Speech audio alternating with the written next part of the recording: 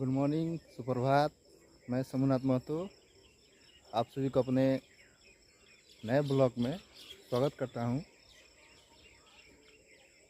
शिक्षा विभाग में अच्छे दिन की शुरुआत हो चुकी है, अच्छे दिन आ रहे हैं।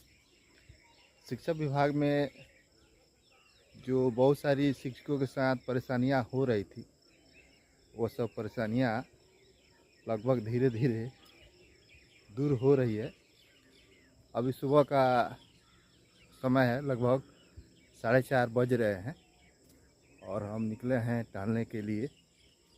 विद्यालय 7 बजे से 12 बजे तक चलता है। ये जो गर्मी की छुट्टी के उपरांत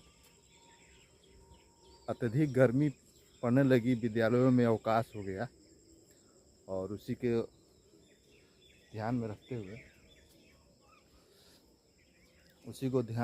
हुए बच्चों के लिए बंद कर दिया गया, लेकिन शिक्षक विद्यालय में बने रहे हैं। तो उसमें बहुत सारा परिवर्तन किया गया। इसी बीच माननीय श्री के पाठक जी, अपर मुख्य सचिव शिक्षा विभाग के, जो है उनका यूँ कहें कि उनकी तबीयत खराब हुई और तबीयत खराब होने के उपरांत वे चले गए हैं, छुट्टी में चले गए हैं दिल्ली इलाज कराने के लिए। और उनके स्थान पर मुख्यमंत्री के प्रधान सचिव डॉक्टर एक सिद्धार्थ अपर मुख्य सचिव हुए हैं और कन्हैया प्रसाद श्रीवास्तव जी का भी, माध्यमिक शिक्षा निदेशक जो थे वो सेवानिवृत्त हो गए। उनके स्थान पर सन्नी सिन्हा नियुक्त हुए हैं, प्रभार मिला है उनको। तो जब से ये बने हैं, ये डॉक्टर एस सिद्धार्थ, तो शिक्षकों के जो है कुछ स्थिति में जो जांच पड़ताल हो रही है उसमें सुधार देखने को मिल रहा है। पत्र जारी हो रहा है।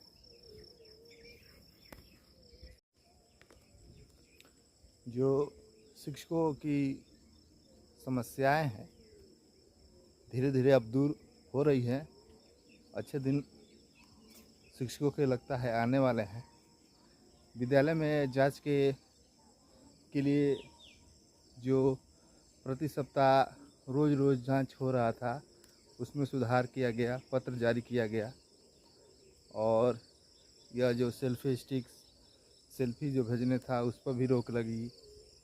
बहुत सारा जो दिक्कतें थी, समस्याएं, जांच अत्यधिक हो रही थी, उस पर लगभग रोक लग रही है। जांच होगी और शिक्षक यदि अनुपस्थित है या शिक्षकों के साथ किसी प्रकार की समस्या है तो उसको दूर करने का प्रयास किया जाएगा।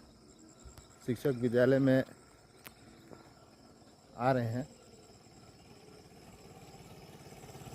और यदि लेट से आ रहे हैं उनकी हाजिरी नहीं काटी जाएगी। ये सभी धीरे धीरे जो समस्याएं थी,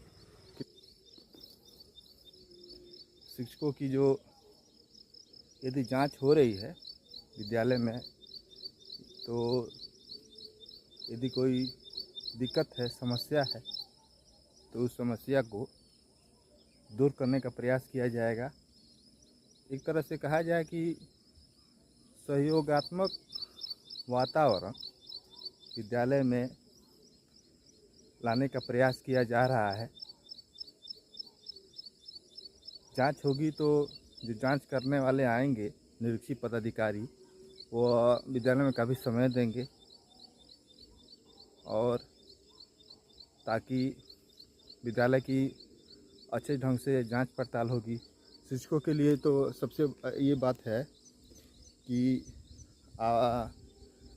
पाठ टीका आप जो पढ़ा रहे हैं वो और क्या पढ़ा रहे हैं, अगले दिन क्या पढ़ाएंगे, एक दिन पूर्व उसको लिख करके तैयार करके रखना है आपको, ताकि मान लीजिए अधिकारी आ रहे हैं, जांच कर रहे हैं। हमारे विद्यालय में भी एक दिन बीआरओ या बीआरपी जो नए नए बहाली हुई है आए थे, तो अभी तो विद्यालय बंद था। तो 1 से 5 के बच्चों की जो शिक्षा देना है, ज़्यादातर शिक्षा आपको FLN किट जो विद्यालय में मिला हुआ है उसकी मदद से, उसकी सहायता से बच्चों को बेहतर ढंग से, सरल ढंग से समझाते हुए बच्चों को उस FLN किट के माध्यम से शिक्षा देनी है। और यदि आप TLM बना करके बेहतर ढंग से शिक्षा दे रहे हैं तो और अच्छी बात है। TLM के साथ यदि बच्चों को पढ़ा रहे हैं तो ये, और उनका द्वारा कहा गया कि आप FLN किट का ज़्यादा से ज़्यादा इस्तेमाल कीजिए। यदि आप 1 से 5 के शिक्षक हैं, बेसिक ग्रेड के शिक्षक हैं, तो बच्चों को बेहतर से बेहतर ढंग से शिक्षा दीजिए।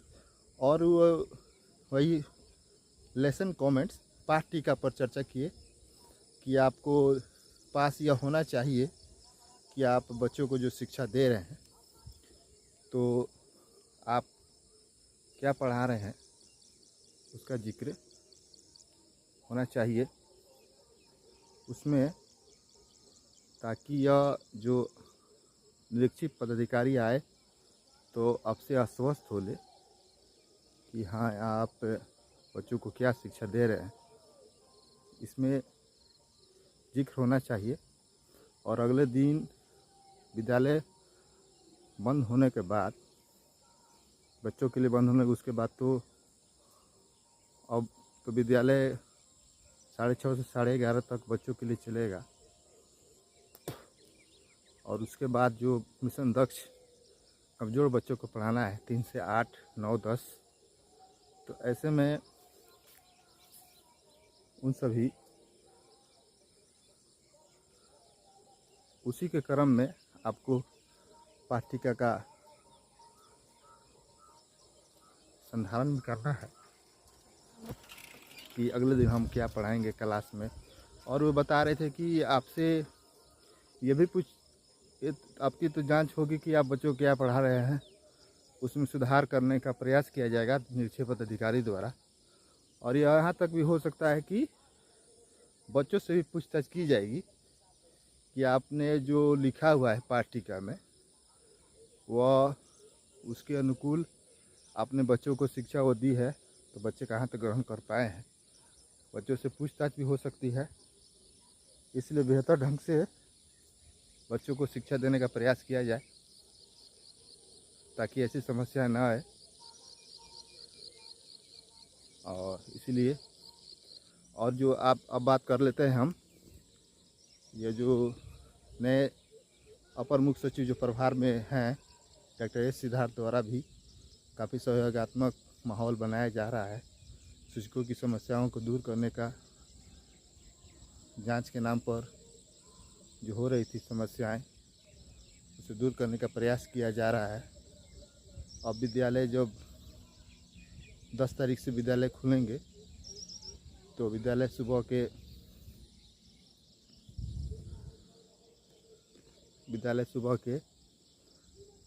6:30 से 11:30 तक चलेंगे।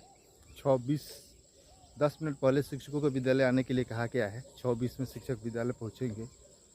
उसके बाद घंटियाँ भी शिक्षा विभाग द्वारा बना दी गई है, घंटियाँ भी कि कब कितने मिनट की घंटियाँ होंगी, शिक्षक कितने घंटे पढ़ाएंगे। और इसमें एक और अच्छी महत्वपूर्ण बात जोड़ी गई है, कल ही पत्र निकला कि शिक्षकों को या विद्यालय में जो पदस्थापित शिक्षकेतर कर्मी हैं उनको अल्पाहार अवकाश दिया जाएगा। विद्यालय के घंटे के ऊपर निर्भर करता है। और शिक्षकों के लीजर क्लास हो जाता है, लीजर अर्थात जब शिक्षक को एक दिन में 6 घंटियाँ लेनी है, 8 घंटियाँ होती है, तो उसमें 1 घंटिया जो लीजर बचता है, अवकाश जो होता है, उसमें आप 20 मिनट के लिए जा कर के आप जो कहीं तो अल्पाहार ग्रहण कर सकते हैं। घरों से तो लेकर जाना ही पड़ता है, या यदि आप बाज़ार से फल वगैरह कुछ खरीद करके रखते हैं अपने पास तो उसको आप ग्रहण कर सकते हैं। और 11:30 बजे बच्चों की छुट्टी हो जाती है और उसके बाद शिक्षकों की छुट्टी 12:10 में होगी। ये जो पत्र निकला है उसके अनुसार आपको ये 30 जून तक, 10 जून से 30 जून तक चलेगा। इस बीच में जो स्वतंत्रता परीक्षा 1 के पास कर चुके हैं उनके लिए भी इस 10 जून से 30 जून के बीच में सारी प्रक्रिया पूर्ण हो सकती हैं और 1 जुलाई से संभवतः वह अपने नए विद्यालय में पदस्थापित हो सकते हैं। ऐसा पत्र तो अभी तक नहीं आया है, लेकिन फिर भी विभाग द्वारा या विभाग द्वारा पत्र कोई जारी नहीं हुआ है, लेकिन फिर भी, और ये क्या कहते हैं, हाँ, समाचार पत्रों में कई रोज़ कुछ ना कुछ छपता ही है और व्हाट्सएप ग्रुप में भी तो कई सारे मैसेज आ ही रहे हैं। कल तक जो था कि पत्र जारी होगा, हो सकता है काउंसलिंग के संबंध में काउंसलिंग, और ये भी सूचना मिल रही थी कि ऐसे खबरें व्हाट्सएप पर घूम रही है कि तो स्वतंत्रता परीक्षा का रिजल्ट आ चुका है, स्वतंत्रता परीक्षा 1 का, और उसके बाद जो यह ज़िला का भी जो आप शिक्षा से जो 3 ज़िला दिए थे वह ज़िला भी आ चुका है आवंटन। और उसके बाद यूँ कहिए कि जो यह ऐसी कल खबरें मेरे पास भी आई कि जो ज़िला का जो आवंटन हुआ है उसके बाद उसमें से उस ज़िले में आपको 3 ब्लॉक का चॉइस भी मिल सकता है। ऐसा खबर आ रहा है कि आप 3 ब्लॉक का चयन कीजिए कि आप 3 ब्लॉक में किस ब्लॉक में जाना चाहते हैं। होम, ऐसी तो खबरें आ रही थी कि होम ब्लॉक में, खबर आ रही है कि होम ब्लॉक छोड़ करके, होम ब्लॉक का यूँ कहिए कि जिस ब्लॉक में पदस्थापित है उस पदस्थापित ब्लॉक को छोड़ करके आपको किसी अन्य ब्लॉक में पदस्थापित किया जाएगा। ऐसी, और कल तो एक खबर आई है कि आपसे 3 ब्लॉक का नाम भी पूछा जाएगा कि आप पदस्थापित ब्लॉक को छोड़कर और किन 3 ब्लॉकों में अपना योगदान करना चाहते हैं, विद्यालय चुनना चाहते हैं। ये होता है कि सुबह सुबह टलते टलते हमें ब्लॉक भी बन जाता है, आप लोगों को खबरें देने का भी हो जाता है। तो ये सब है सुबह सुबह। ये मेरे विद्यालय जाने का रास्ता भी है। अब ये जो देख रहे हैं पिच हो गया है। जब 2007 में हम 6 में, जब 2000 दिसंबर में, तो यह कच्ची सड़क हुआ करती थी। उसके बाद सोलिंग हुआ और सोलिंग होने के उपरांत हाल फिलहाल में 1 साल हुए इसको पिच किया गया है।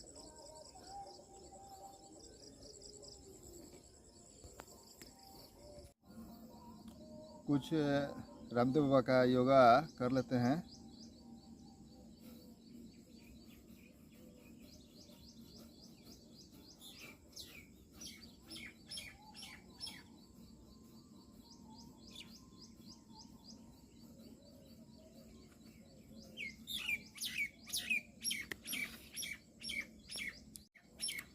तो हम चर्चा कर रहे थे कि यह जो अब ऐसी खबरें कल आई कि कहीं हो सकता है कि आपसे जो जिस ज़िले का आपने चयन किया है स्वतंत्रता परीक्षा में, 3 ज़िलों को देना था, 3 ज़िलों के ऑप्शन देने में एक ज़िला को यह भी मांग की गई, आपका जो आवंटित ज़िला मिला है उस आवंटित ज़िले में अब ऐसी खबरें आ रही है।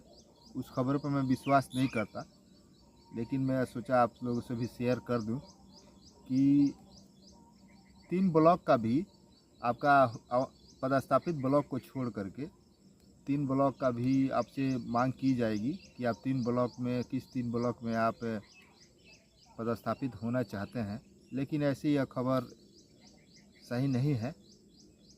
ऐसा नहीं हो सकता है कि आपको 3 ब्लॉक में मिलेगा। शिक्षकों के लिए अब अच्छे दिन की शुरुआत अब धीरे धीरे हो रही है। पहले से जो माहौल था उस माहौल को परिवर्तित करने का प्रयास किया जा रहा है। अप्रैल मई महीने में ही जो स्वच्छंदा परीक्षा पास शिक्षक हैं उन्हें विशिष्ट शिक्षक बना दिया जाता, लेकिन लोकसभा चुनाव आ गया और लोकसभा चुनाव के कारण पूरे भारतवर्ष में आचार संहिता आदर्श आचार संहिता लग गई और आदर्श आचार संहिता में कोई भी काम नहीं हो सकता है, तो इसलिए उस पर रोक लग गई। काउंसलिंग पर भी रोक लग गई। शिक्षा विभाग द्वारा अनुमति भी मांगी गई कि काउंसलिंग करा ली जाए अप्रैल महीने में गर्मी की छुट्टी में, लेकिन विभाग द्वारा चुनाव आयोग द्वारा नहीं मिल पाया और अनुमति नहीं मिल पाई। इसलिए अब 10 जून से लेकर के 15 जून के बीच में काउंसलिंग होने की संभावना है। कई कई खबरें उड़कर आ रही है कि आपके पास मैसेज भी आ जाएगा मोबाइल पर आवंटित विषय का कि आप किस विषय माफ़ कीजिएगा आवंटित विद्यालय आपका कौन सा विद्यालय आवंटित हुआ है। यदि आप विशिष्ट शिक्षक में योगदान देना चाहते हैं तो उसमें आपको योगदान देने के लिए शिक्षा विभाग द्वारा आपके मोबाइल पर मैसेज आ जाएगा और उसके बाद काउंसलिंग हो सकती है। कभी कभी अभी खबर आ रही है कि काउंसलिंग हो जाएगी, उसके बाद आपका विद्यालय आवंटित होगा का मैसेज आएगा। और अब तो डिजिटल नियुक्ति पत्र मिलेंगी। विशेष अच्छी पहल है कि इस तरह से काफ़ी भीड़ लग जाती ऑफिस में, कार्यालय में, और वहाँ पर भीड़ को दूर करने के लिए डिजिटल यूँ कहिए कि डिजिटल नियुक्ति पत्र जारी कर दीजिएगा। आप उसे डाउनलोड कीजिए और उसके बाद उसको निकाल करके नए विद्यालय में जा कर के आप योगदान कर लीजिए। लगता है कि 1 जुलाई से जैसे शिक्षा विभाग कार्य कर रहा है, 1 जुलाई से नए विद्यालय में आप पदस्थापित कर लीजिएगा, विशिष्ट शिक्षक बन जाइएगा, राज्यकर्मी बन जाइएगा। ऐसा विभाग द्वारा पूर्ण रूप से तैयारी जोर शोर से हो रही है। अभी तक इस संबंध में कल तक पत्र निकलने का भी था कि पत्र निकल जाए और आज तक क्लियर हो जाएगा, पत्र निकल ही जाएगा और पत्र निकलने के साथ ही आपके साथ जो है ये कहिए कि काउंसलिंग की कैसे होगा, क्या प्रक्रिया है काउंसलिंग की, इस संबंध में पत्र जारी हो जाएगा। आज या कल तक पूर्ण रूप से विभाग द्वारा पत्र जारी कर दिया जाएगा। तो यही सब बातें थी। सुबह सुबह हम टहल भी लिए, आप सभी के साथ अपनी बातों को शेयर भी कर दिए, शिक्षा विभाग की बातों को शेयर भी कर दिए। आज शनिवार है और शनिवार के दिन सुबह सुबह पीपल के वृक्ष की पूजा करते हैं, जल चढ़ाया जाता है, यही बात है। और कभी खबरें ऐसी भी आ रही है कि जो आनंद पुष्कर